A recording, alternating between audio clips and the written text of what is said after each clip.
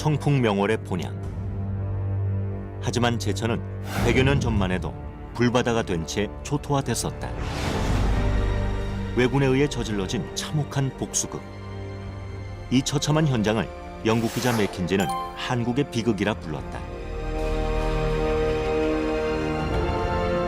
의병 역사상 가장 치열한 전투이자 의병이 큰 승리를 거둔 것으로 알려진 제천 전투.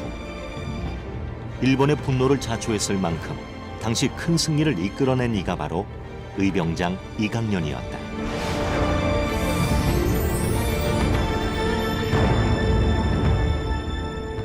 한말 의병전쟁을 상징하는 그런 그 대표적인 의병장이라고 이야기할 수가 있는 거죠. 어쨌든 그 호자의진의 역사에서 이강년을 빼놓고는 얘기할 수가 없다. 목숨을 던졌으되 사라지지 않았으며 형장의 이슬이 되었으되 영원히 남은 사람, 그가 바로 이강년이다.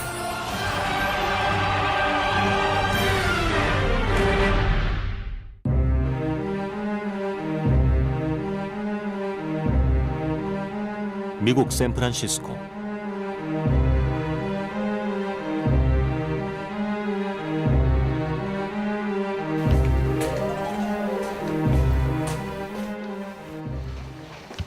미국 이민 1세대 이종규 씨네는 오늘 손님 맞을 준비로 분주하다. 미국에서 6월 셋째 주는 아버지의 날. 아들, 딸 내외와 손주들이 찾아오기로 했기 때문이다.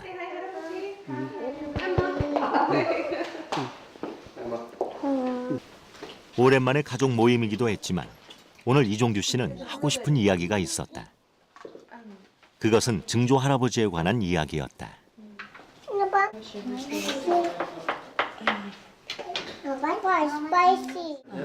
할아버지가 13 years fight 했어. Before he more like a guerrilla fight against the Japanese. 그때 캐치돼가지고 그래서 감옥에 들어갔지. 그래서 들어가가지고 3 months 재판한 거야. 짜지 해가지고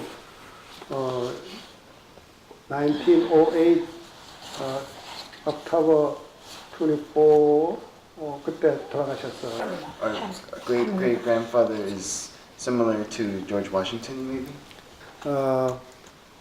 할아버지도 그렇고 조지 워싱턴 대통령도 그렇고 그건 우리나라의 자기 나라의 미국 독립운동을 그 양반도 하신 분이야. 영국하고 싸울 때 그렇게 해서 그 양반은 나중에 대통령이 됐지만 할아버지도 그 일본하고 싸운 거야. For independent from the Japan, 그러니까 그런 면에서는 셈인데. 그동안 아이들에게는 해주지 못한 이야기였다. 그 장군은 나중에 대통령이 됐고. I have a very good understanding of our great grandfather now, and a new appreciation for everything that he has done for our country and our heritage. It's very humbling to see that he fought for the Japanese for 13 years. So it's very admirable. Yes, and it's so wonderful to know the history about our family and what our great-great-grandfather did for the country of Korea. 한국을 떠나 멀리 미국으로 오면서도 간직해왔던 증조 할아버지의 유품. 그런데 오랫동안 그에 관한 이야기를 하지 못한 건 집안의 아픈 역사 때문이었다. 또 일본 경찰들은 승용들은 와서 이제 아버지 어디 계시냐 이런 것도 묻고 자꾸 하니까 우리는 그 어머니를 따라서 보통 산에 가서 그 화전민으로 살았어요. 그러니까 산에 불 지르고 감자 심고 수수 심고 뭐 그래가지고 또 한 해 또 살고 아주 그 참 어렵게 살았죠. 그래가지고 지금도 감자 잘 안 먹어요. 그 우리 형님들도 보통학교 졸업하고 그랬어요. 보통학교 졸업해가지고 뭐 살라니 얼마나 어렵고 배운 게 없으니까 뭘 하겠어요.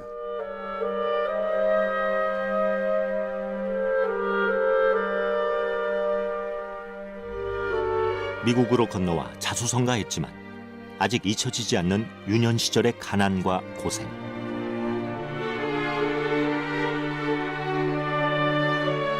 그 모든 것은 증조 할아버지 이강년이 의병을 일으키던 그날로부터 시작되었다.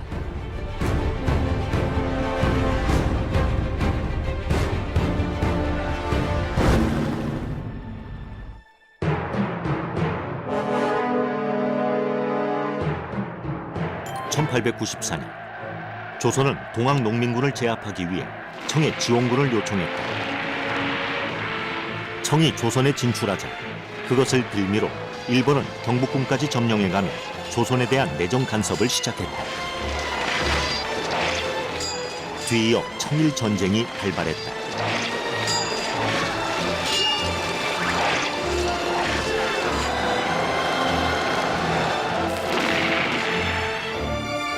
그리고 다음에 단발령이 떨어지자 민심은 더욱 흉흉해졌다. 같은 해 명성황후 씨의 사건이 있었기 때문에 백성들의 일본에 대한 반감은 날이 갈수록 높아져 갔다. 이 사건과 맞물려 전국 각지에서 의병이 일어났다. 문경에서 의병을 일으킨 한 사나이. 그런데 그의 이력은 좀 특이했다. 간보궁이 있는데요. 그분이 이제 전주이 씨 그 효령대군파의 후손입니다. 그러니까 왕족이죠. 어쨌든 간에 그분이 왕족으로서의 정체성을 분명히 가지고 있었던 분이고.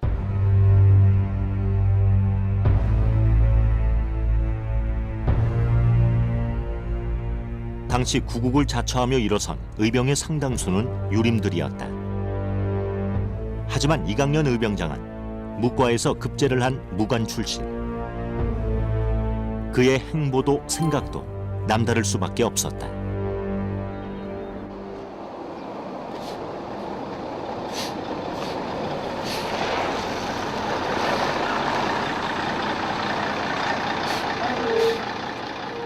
(2002년에) 만들어진 이강년 기념관은 그의 생가가 있는 문경시 가은읍에 있다. 의병 활동을 연구하는 학자에서부터 역사에 관심 있는 일반인들까지 이 기념관을 찾는 이들은 점차 늘어나고 있다. 의병 역사상 가장 전투적이었다는 의병장. 그 업적과 살아온 생에 비해 이강년 의병장의 이름은 그간 크게 알려지지 않았었다. 거기서 출발해서 1년 넘게 그리고 이날 전시관을 찾은 사람들 중에는 특별한 한 사람이 있었다.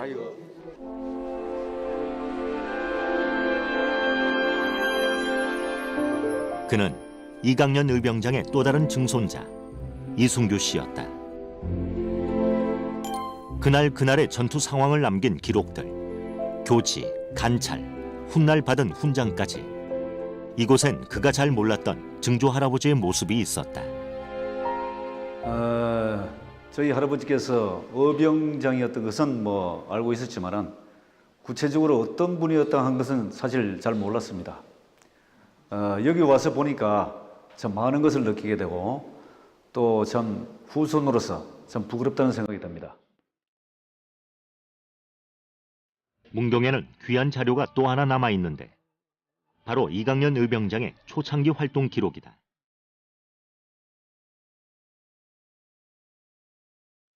의병장으로서 그가 처음 한 일은 당시 관찰사들을 처단한 것이었다. 운강 선생의 창의 일록보다 더 먼저 나온 거죠. 운강 선생이 돌아가시고 바로 이게 이제 제천에서 편찬된 겁니다. 여기 나오죠. 농암 그 장태에서 안동 관찰사 김순금 김을 목을 뱄다. 관찰사를 효소한다는 것은 당시 의병장으로서도 파격적인 행보였다. 투쟁에 있어 결연한 의지를 내보인 것이다. 그러니까 그 타협 없는 투쟁을 한 거죠. 당시 그 외군수라고 해서 그 개화 정책을 현장에서 집행하고 있던 지방관들에 대한 적대감이라고 할까 이런 게 많았던 건 사실인데 그렇게 과감하게 하는 경우는 뭐 그렇게 많지 않거든요. 어쨌든 그 호자의진의 역사에서 이강년을 빼놓고는 얘기할 수가 없다. 목을 베었던 곳은 당시 농암 장터 부근. 바로 여기입니다. 예. 당시 흔적은 사라졌지만 그때의 바위만은 아직 남아있다. 그때도 저 바위가 있었는가요? 예, 여기가 옛날 농암 사람들이 그 도살장으로 사용했던 곳입니다. 예, 예. 그뭐 소나 돼지 이런 것들 잡던 그런 곳이었나 보이죠? 예, 그렇죠. 예. 예. 여기서 그러면 이제 저 목을 치고 교수를 했던가요? 목을 베가지고 관찰사의 처단으로부터 의병장 이강년의 행보는 시작되었다. 의병은 전국 곳곳에서 일어났다. 사람이 모여들기 쉬운 당시 교통 요충지들이 의병 집결지가 됐다. 멀리 강계에서부터 원주 지평에 이르기까지 많은 의병장들이 있었지만 문경 의병장 이강년은 좀 남달랐다.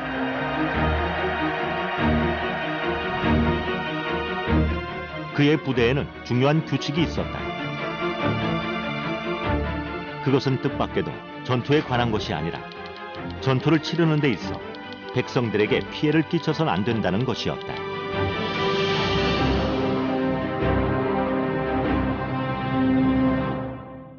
군사들을 의병들을 모으는 일과 그다음에 군비를 조달하는 문제, 이게 의병 그 투쟁에서 가장 핵심되는 문제입니다. 그래서 이제 의병들이 사용하는 무기나 또 일체의 그 식량이나 뭐 의복이나 모든 것들이 다 민간에서 이제 그 염출이 돼야 되기 때문에 민간의 그 어떤 그 지원을 받아야 되기 때문에 그 의병 자체들이 또 주민들이고 지역의 주민들이기도 하기 때문에 그 주민들과 의병과의 그 유대 관계, 이게 활동에 어떤 성패를 좌우할 만큼 중요하게 작용했다는 거죠. 의병장 이강년은 어떤 사람이고 어떤 군인이었을까? 이승규 씨는 증조 할아버지의 흔적을 쫓아가 보기로 했다.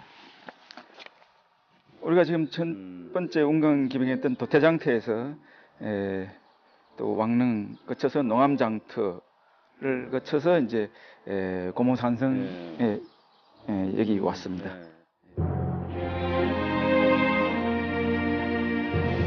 이곳은 이강년 의병장의 첫 전투지. 고모산성은 군사적으로 중요한 요충지였다. 중요한 곳에서의 첫 전투.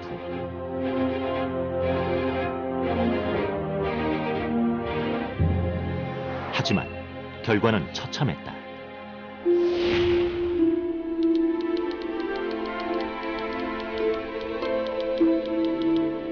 온 힘을 다해 싸웠지만 새벽 기습 공격을 감행해온 왜군을 당해내지 못했다. 바로 저게 운강 선생이 최초로 기병해서 전투를 벌였던 진남루입니다. 예상은 했지만 왜군과의 전투는 치열하고 힘들었다. 상대는 제대로 된 훈련을 받은 정예 부대. 우리는 얼마 전까지만 해도 농사를 짓던 일반 백성들이었다.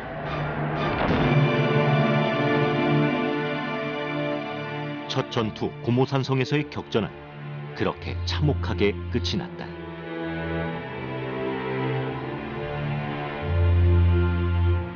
새벽 6시부터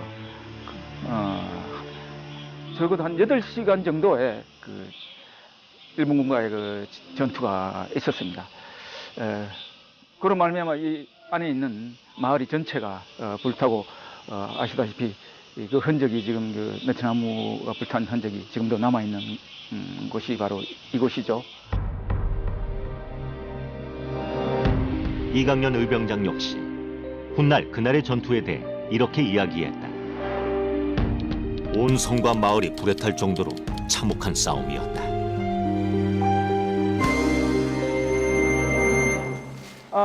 바로 여기 있네요. 이 예, 나무가 그 당시 이제 의병 전투 예. 때 불탄 그런 나무입니다. 그 예. 흔적이 보이네요. 네, 네. 예. 아, 바로 예. 저 흔적. 그렇죠. 예. 지금 치열했던 그날의 전투를 말해주는 건 타다 남은 느티나무다.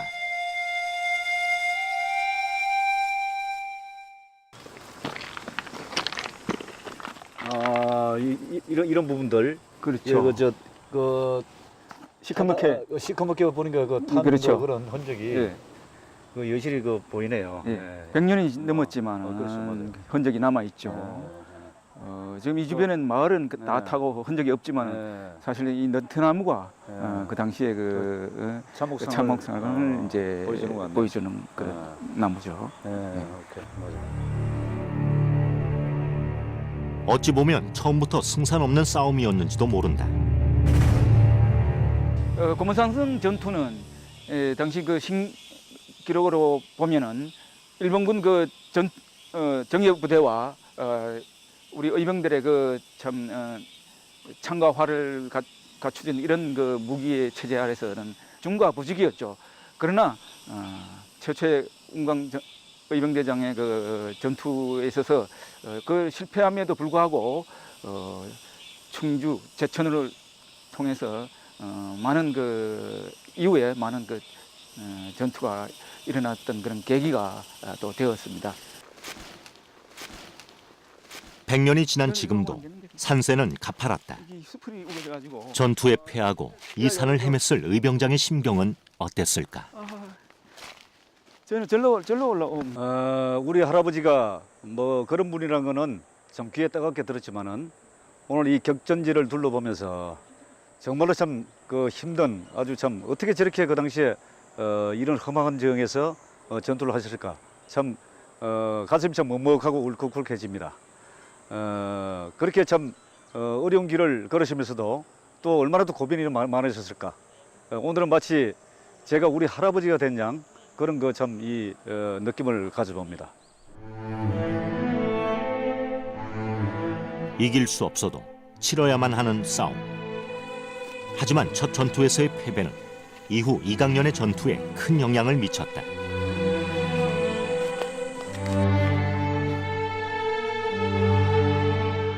수적으로 왜군을 감당할 수 없다.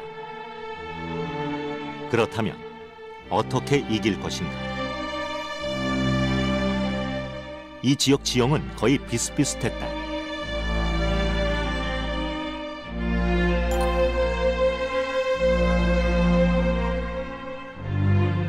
적은 군사로 불리한 상황에서 이길 수 있는 방법을 찾아야 했다.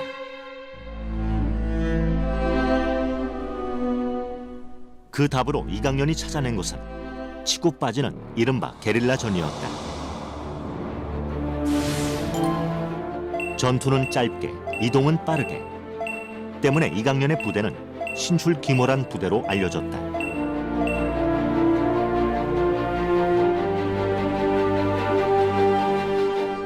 하나의 특징은 또 이제 전형적인 그 유격전을 구사했다는 거죠. 게릴라 전법.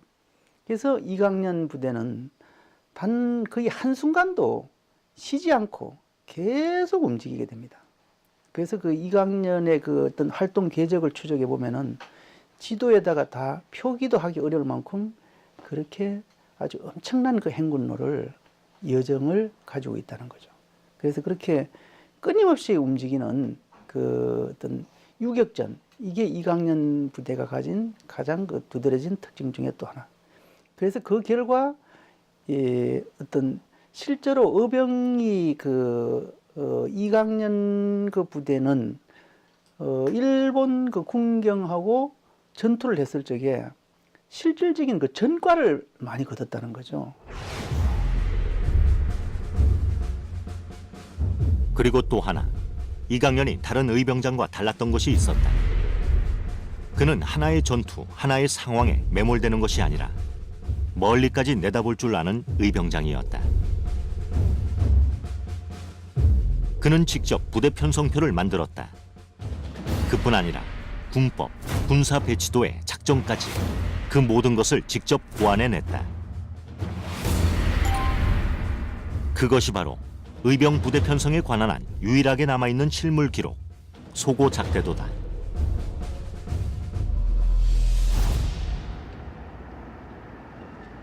소고 작대도는 현재 독립기념관에 보관되어 있다.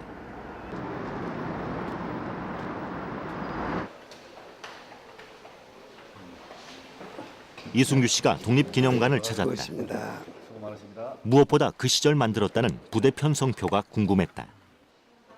소고 작대도가 어떤 것인가요? 네, 요 두루마리로 되어 있는 겁니다. 예. 굉장히 아주 성의 있게 길게 친필로 이렇게 작성을 하셨습니다.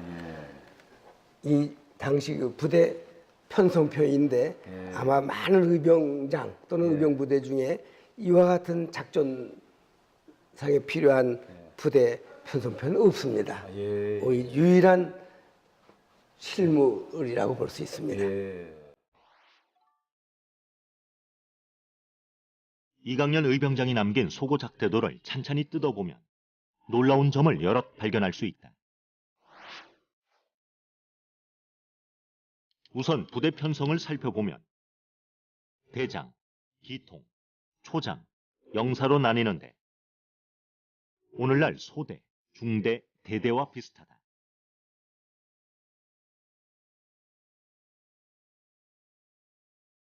또 각 부대 간 배치나 거리에도 일괄적인 규칙을 적용했음을 알 수 있다.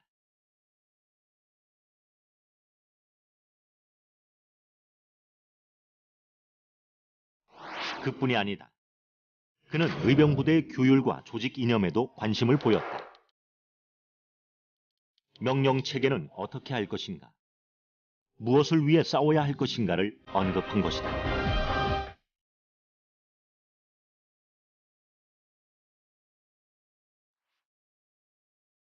소고 작대도 안에는 실질적인 훈련법인 행진법에 대한 내용까지 들어가 있다. 군대 운영에 필요한 모든 것이 이 안에 다 있었다.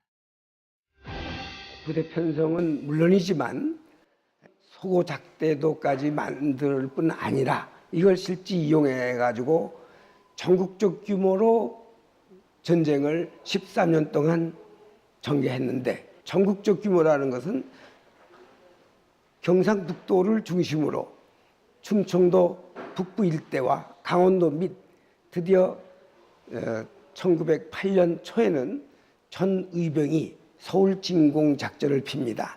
이때 우리 그 운강 부대는 경기도 북부 가평까지 올라가 우회적으로 서울을 진입하려고 그 일부 부대는 태릉까지 진격한 바도 있습니다. 100여 년 전 의병장은 어떻게 부대를 오늘날 군대와 비슷하게 편성할 수 있었을까?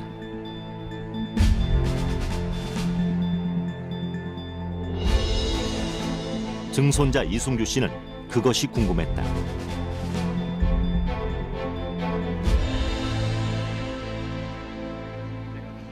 그는 소고작대도의 사본을 군사대학교의 전술학 교수에게 보냈다.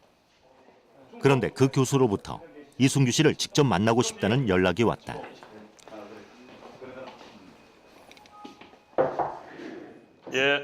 이순규 씨 역시 군대에서 수십 년을 몸담아왔던 장교였지만 교수는 현역 장교들에게 직접 작전을 가르치는 사람. 그가 평가하는 소고작대도는 어떨지 이순규 씨 역시 궁금했다.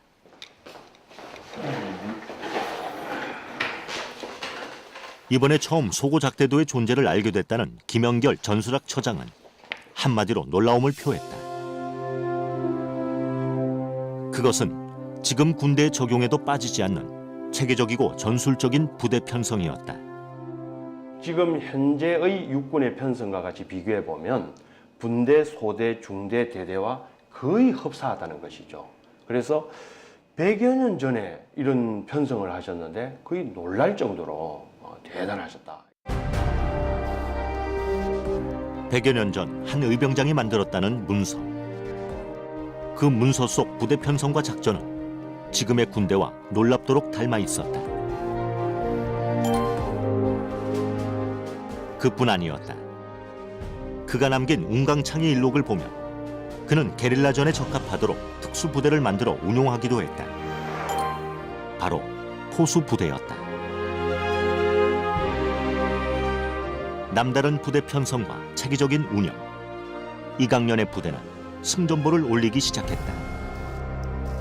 이 이강년 어병대장님은 유생들이 했던 그런 어병 활동과는 달리 나름대로 본인께서 포수들을 갖다가 선발을 해서 이 인원들을 가지고 편성을 함으로써 왜군들에게 아주 잘 대응을 하는, 그래서 승리를 거두는 그런 활동을 했고, 특히나 경제적으로도 뭔가 좀 뒷받침을 해줌으로써 지금 생각하는 직업군인과 유사한 그런 형태로까지 활동을 했다고 하더라고요.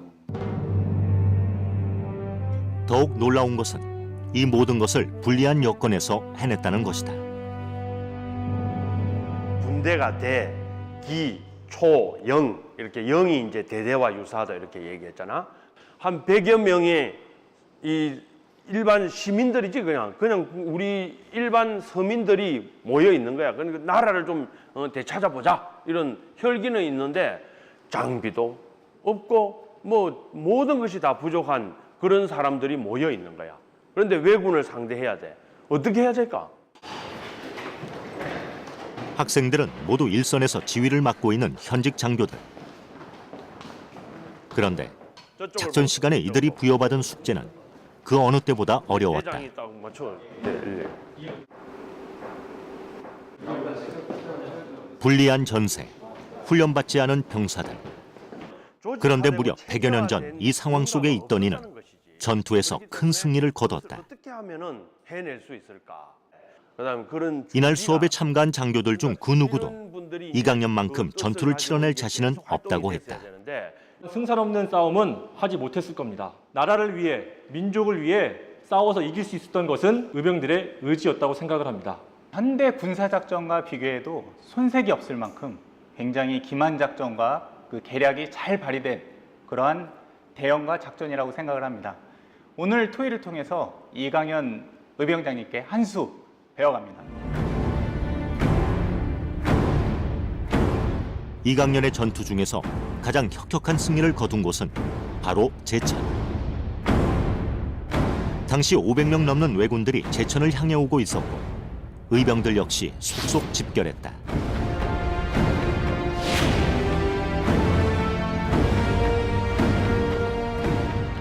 증조 할아버지 이강년의 흔적을 찾아다닌 지 수차례. 하지만 오늘 이곳은 감회가 좀 남달랐다.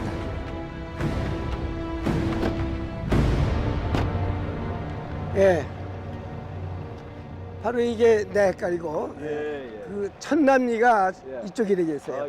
여기 이제 옛날에 산악이고 이 계곡에서 싸움을 했다. 그리고 이제 매복을 이제 우리 의병진은 이 산악 양쪽에 매복하고 있다가 여기서 격전을 벌여서 크게 이긴 전투로 평가되고 있습니다. 전력으로만 이야기하자면 상대가 되지 않는 싸움.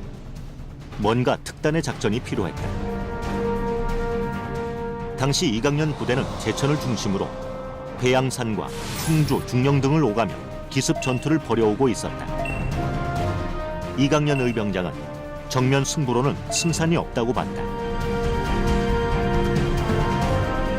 왜군을 속여 기습을 해야 한다. 운강창의 일록에 그가 남긴 기록을 보면 그날의 작전은 기발했다.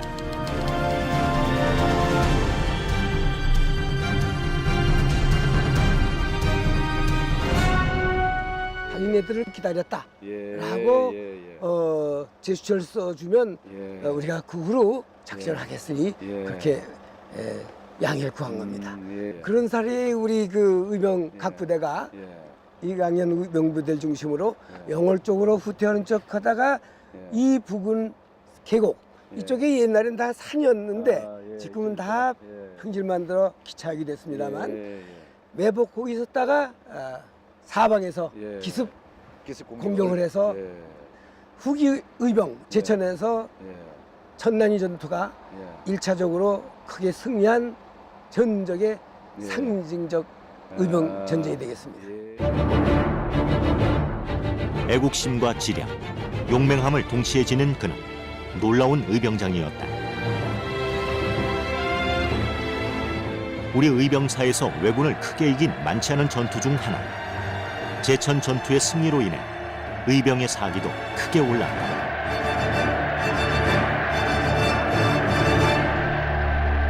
하지만 큰 승리 뒤에는 큰 보복이 뒤따랐다. 영국 기자 맥킨지가 한국의 비극이라는 제목으로 기사에 실을 만큼 처절한 보복. 일본군은 의병부대 토벌을 목적으로 제천 지역을 말 그대로 불바다로 만들었다. 외국 기자가 보기에도 처참할 정도였다. 의병 전쟁에서 실제로 전과를 논한다는 게 매우 어려운 이야기입니다. 그거는 의병하는 자신들도 항상 하는 이야기가 나는 이기고 지고 상황이 유리하고 불리하고 이걸 나 따지지 않는다. 그분들이 다 일본 그 군경이 가지고 있는 그런 그 어떤 군대 경찰이 가지고 있는 무기 체계하고 비했을 적에 화력하고 상대하면은 이건 상대가 되지 않는다는 건 누구보다도 본인들이 더 잘 알고 있었죠. 그렇지만 그렇게 그 전장에 뛰어들었을 적에는 그런 어떤 신념이 있었다는 거죠. 그래서 형태는 전쟁이었지만은 그 양상은 일제의 일방적 대량 학살이었다는 거죠. 이길 수 없어도 싸워야 했다. 목적은 승리가 아니라 투쟁 그 자체였다.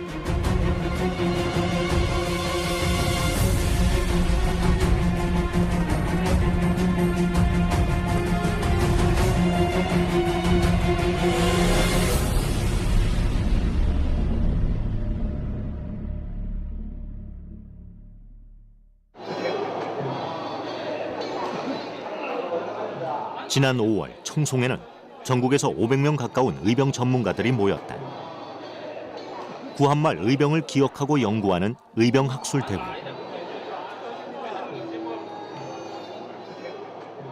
라고 하는 그 직함, 소위 그거를 받은 사람이 유일하게 운강 2강년 의병장입니다. 도채찰사의 직함을 줍니다.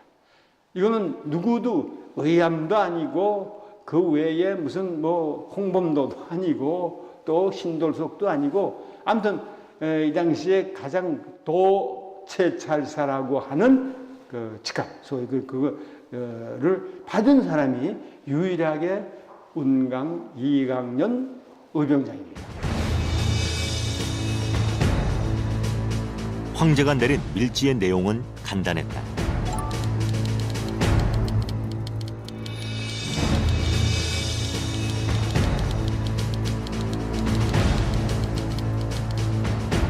의병장 2강년을 도찰찰사로 명한다. 그의 말을 따르지 않는 것은 곧 나의 명을 어기는 것과 같다.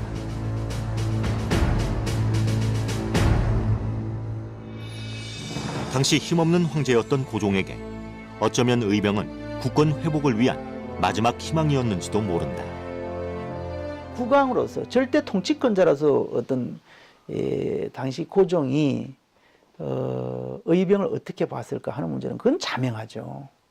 그건 뭐 의병에 대해서 절대적인 지지를 그 일제로부터 아주 강한 압박을 받고 있음에도 불구하고 의병의 어떤 그 지방에서 일어나는 그 의병들을 독려하고 부추기고 그 활동을 아무튼 그렇게 그 항일 투쟁을 격화시킴으로써 어쨌든 국권을 회복할 수 있다는 그 외에는 다른 방법이 없는 그런 상황이기 때문에 고종으로서는 그 지방에서 일어나는 그 의병에 대해서 매우 우호적이고 어떤 그 지원하는 그런 입장을 가졌다는 것은 분명한 사실이죠.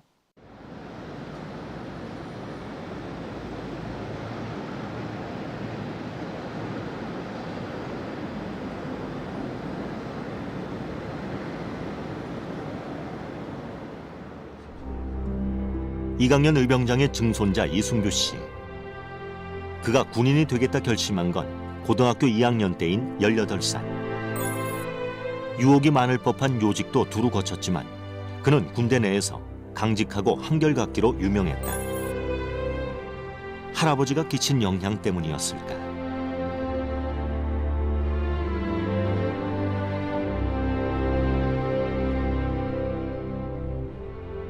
그 중에서도 가장 마음 아픈 건 아버지다. 본인이 얼마나 학구일이 높았으면은 이 기름종이에다가 이 카바를 해가지고 이는 깨알같이 이렇게 이 공부를 하시고 말이지. 이런 모습이 그 현직에 남아 있고 내가 저 어렸을 때 이 그걸 주셔서 내 지금 아직까지 간직을. 가난했지만 의병장 후손으로서의 자부심만은 드높았다. 대한민국 국민 백성들이 국민의 한 사람으로서 제가 해야 할 일을 잘하고 또 제 지켜야 할 일을 잘 지키면 부끄럽지 않고 자랑할 수 있는 일꾼이 될 수 있습니다. 하지만 그런 자부심과 현실은 또 달랐다. 아버지는 평생을 광부로 일하다 진폐증으로 돌아가셨다. 아버지가 그런 그 의병 투쟁을 하지 않았다면은 뭐 다른 또 어떤 뭐 더 나은 어떤 삶이 됐을까 하는 것도 물론 이제 생각해 봐야 될 문제긴 합니다. 하지만 참 친일파 후손들이 잘 살고 있고 또 뭐 땅을 환수하니 하면서 말이지 또 참 이 발버둥치는 모습을 봤을 때 참 어떤 자기관 내지는 상대적인 어떤 그 박탈감이랄까 이런 것도 참 많이 느낄 수밖에 없는 그런 현실이고.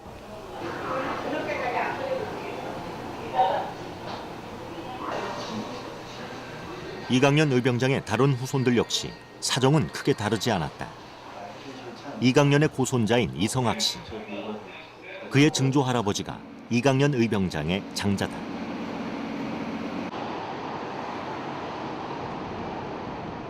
중국에서 사업을 하던 그는 현재 몸이 아파 일을 잠시 쉬면서 어머니와 같이 생활하고 있다.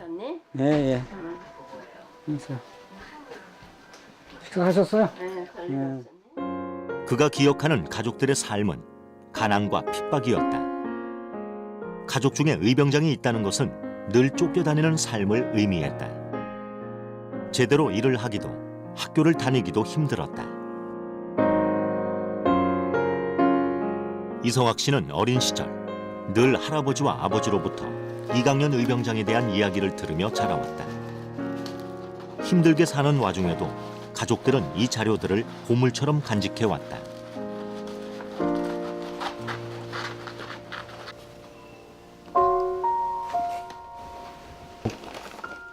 요것들은 이제 옥중 서한입니다. 친필 그 서한이고요. 그 서대문 형무소죠. 거기에 계실 때 아드님한테 저한테는 증조할아버님한테 보냈던 서한들도 있고요. 친구분들 같이 전투를 했던 분들한테도 했던 것이 있고요. 그는 잡힐 때부터 이미 죽음을 각오하고 있었다. 네 아비의 평생의 품은 단층은 왕가의 일에 죽고자 한 것인데 이제 뜻을 이루니 또 무엇을 한탄하랴. 놀라고 두려워하기에 이르지 말고 정신을 수습하여 네 아우를 데리고 그날 옥문 밖에서 기다리도록 하라.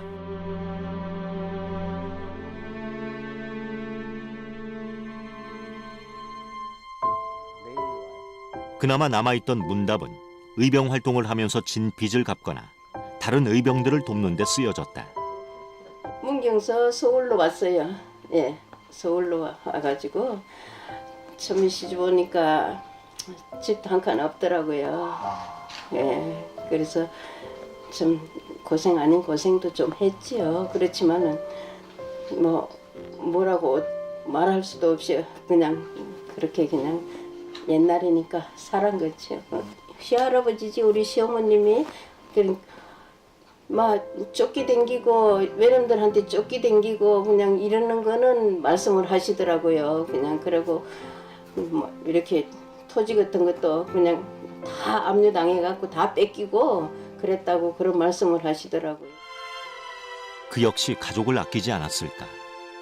하지만 위기의 순간 그가 선택한 건 나라였다. 선택의 문제인데 인생은 자기가 살아가는 선택의 문제인데 그때 나라가 없어질 위기니까 그때 그 선택은 상당히 멋진 선택이 아니셨던가. 내가 그때 할아버님이었다면 나도 그 선택을 할 수 있었던가. 그의 마지막 전투는 청풍 까치산이었다.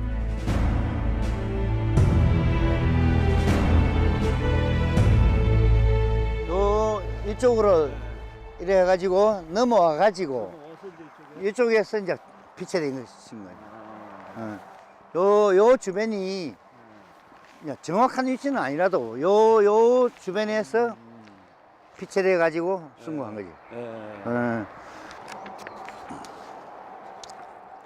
이만큼 나무가 우거지지 않았어요. 그러니까 이만큼 나무가 우거진 것 같으면은 숨으면 찾기가 쉽지 않지요. 그런데 그 당시에는 일반 나무들은 거의 다 땔감으로 잘라져 나가고 없으니까 큰 나무 밑이라 해도 제대로 알 수가 없어.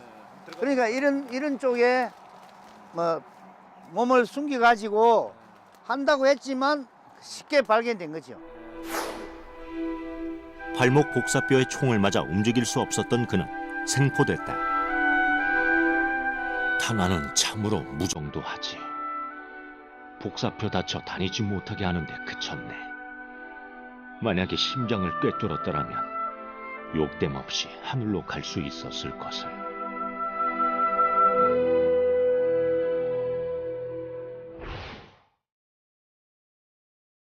그는 붙잡혀 당시 경성형무소에 수감됐다. 황제의 밀지를 받았고 조국을 위해 싸워온 그의 죄목은 내란죄. 당시 그의 나이 51. 의병을 일으켜 쉼없이 싸워온 지 13년 만이었다.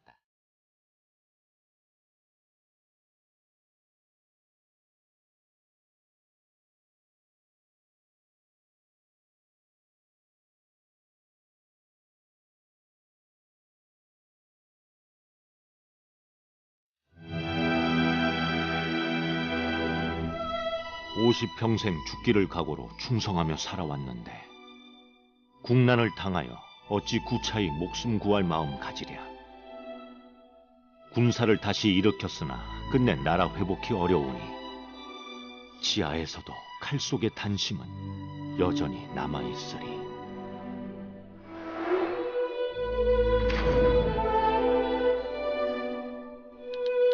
형식적으로 이루어진 재판. 이강년에게는 교수형이 언도됐다. 많은 백성들뿐 아니라 관료와 학자들까지 모두 그의 죽음을 애석해 했다. 그날의 기록은 조선왕조 실록에까지 남았다. 사형 선고를 받는 날 교수형이 집행되지 않습니까? 교수형이 집행되다 보니까 새끼줄이 목에 걸리는데 목에 걸리자 이 바지춤이 내려가니까 손을 가지고 묶여진 손을 가지고 바지춤을 잡았다는 기록이 있습니다. 그러니까 의병장으로서의 죽더라도 외놈들 앞에서 그런 추한 모습을 보이지 않겠다. 바지춤을 잡았다는 얘기죠. 그런 일화가 남아 있습니다. 1908년 10월 13일 마침내 형이 집행됐다. 우리 의병사에서 가장 용감하고 가장 전투적이라 평가받는 의병장. 이것이 내 마지막이었다. 그 당시는 거의 일본 강점기였기 때문에 그 여러 가지 국내에서 활동이 어려웠는데 그 여건이 편한 만주나 연해주에 가지 않고 13년 동안 국내에서 거의 그 모든 의병 활동을 했다는 점에서 다른 분들과 상당히 차별화되는 점이 있고 그 당시에 그 뭐 독립운동이라고 하는 게 굉장히 미약한 상태였는데 이번에 그 의병 활동을 바탕으로 해가지고 그 나중에 우리 이 독립군의 모태가 됐고 또 3.1 운동도 사실 그런 그 정신을 바탕으로 시작됐습니다. 지금도 저는 그 우리 지금 사회가 예? 그 당시와 거의 같다고 하는 소위 이러한 그 생각을 가지고 있습니다. 그러니까 모든 국민이 다 의병을 돼야 되고 그 의병들이 가지고 있었던 그 의병 정신, 이러한 그 은광 선생이 가지고 있었던 그 의병 정신을 오늘 우리가 이어받아서 오늘의 사회를 이끌어 나갈 수 있는 하나의 지표가 되었으면 하는 그런 생각을 합니다.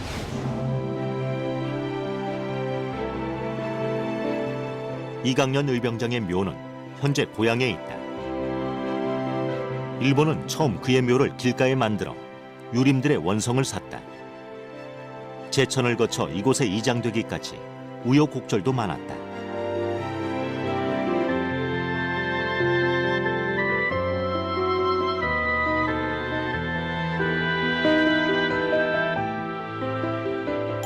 한때 원망도 많았다. 언제나 가족보다는 나라가 먼저였던 사람. 후손 이승규 씨는 이제야 그 할아버지의 마음을, 결정을 이해할 수 있을 것 같다.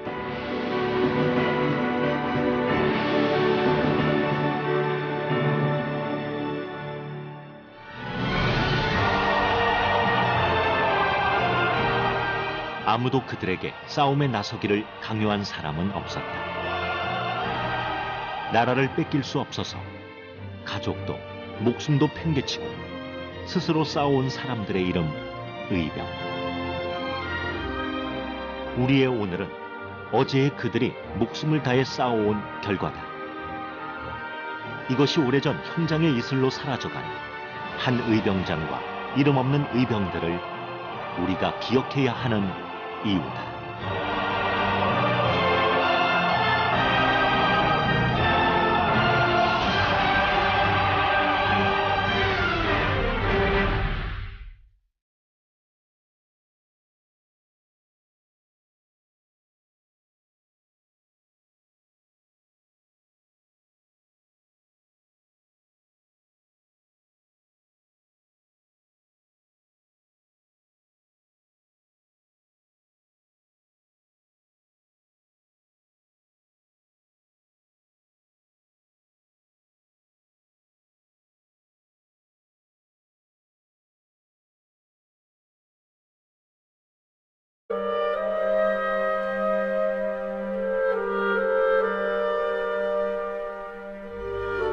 미국으로 건너와 자수성가했지만 아직 잊혀지지 않는 유년 시절의 가난과 고생.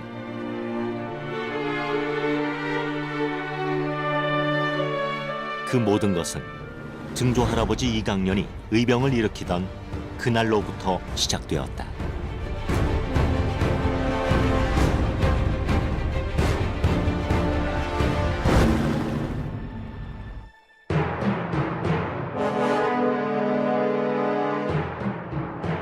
(1894년) 조선은 동학 농민군을 제압하기 위해 청에 지원군을 요청했다.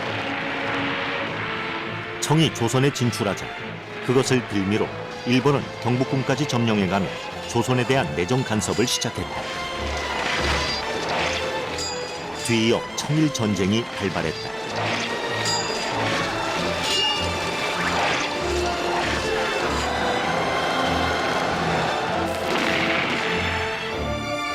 그리고 다음에 단발령이 떨어지자 민심은 더욱 See that he fought for the Japanese for 13 years. So it's very admirable. Yes, and it's so wonderful to know the history about our family and what our great-great-grandfather did for the country of Korea. 한국을 떠나 멀리 미국으로 오면서도 간직해왔던 증조 할아버지의 유품. 그런데 오랫동안 그에 관한 이야기를 하지 못한 건 집안의 아픈 역사 때문이었다. 또 일본 경찰들, 승용들은 와서 이제 아버지 어디 계시냐 이런 것도 묻고 자꾸 하니까 우리는 그 어머니를 따라서 보통 산에 가서 그 화전민으로 살았어요. 그러니까 산에 불 지르고 감자 심고 수수 심고 뭐 그래가지고 또 한 해 또 살고 아주 그 참 어렵게 살았죠. 그래가지고 지금도 감자 잘 안 먹어요. 그 우리 형님들도 보통학교 졸업하고 그랬어요. 진짜 보통학교 졸업해가지고 뭐 살란이 얼마나 어렵고 배운 게 없으니까 뭐 뭘 하겠어요.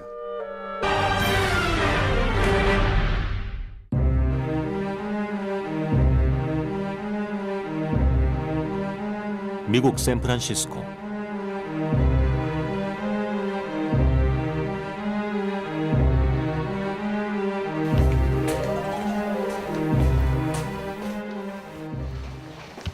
미국 이민 1세대 이종규 씨네는 오늘 손님 맞을 준비로 분주하다. 미국에서 6월 셋째 주는 아버지의 날. 아들, 딸 내외와 손주들이 찾아오기로 했기 때문이다.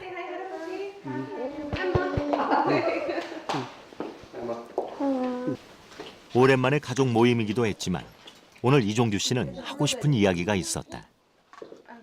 그것은 증조 할아버지에 관한 이야기였다.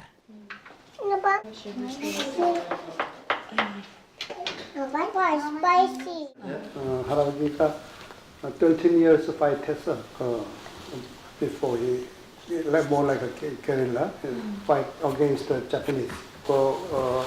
그때 캐치돼가지고 프레슨 감옥에 들어갔지. 프레슨에 들어가가지고 3 months 재판한 거야. 짜지 해가지고 1908 October 24 그때 돌아가셨어.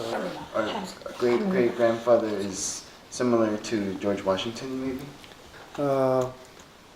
할아버지도 그렇고 조지 워싱턴 대통령도 그렇고 그 우리나라에 자기 나라에 미국 독립운동을 그 양반도 하신 분이야.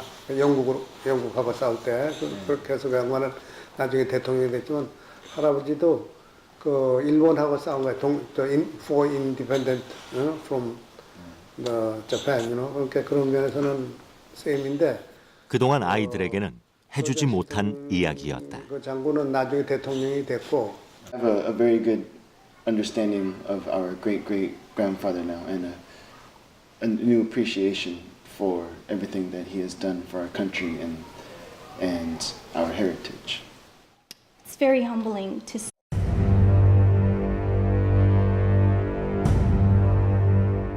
청풍명월의 본향. 하지만 제천은 100여 년 전만 해도 불바다가 된 채 초토화됐었다. 왜군에 의해 저질러진 참혹한 복수극. 이 처참한 현장을 영국 기자 맥킨지는 한국의 비극이라 불렀다. 의병 역사상 가장 치열한 전투이자 의병이 큰 승리를 거둔 것으로 알려진 제천 전투. 일본의 분노를 자초했을 만큼 당시 큰 승리를 이끌어낸 이가 바로 의병장 이강년이었다.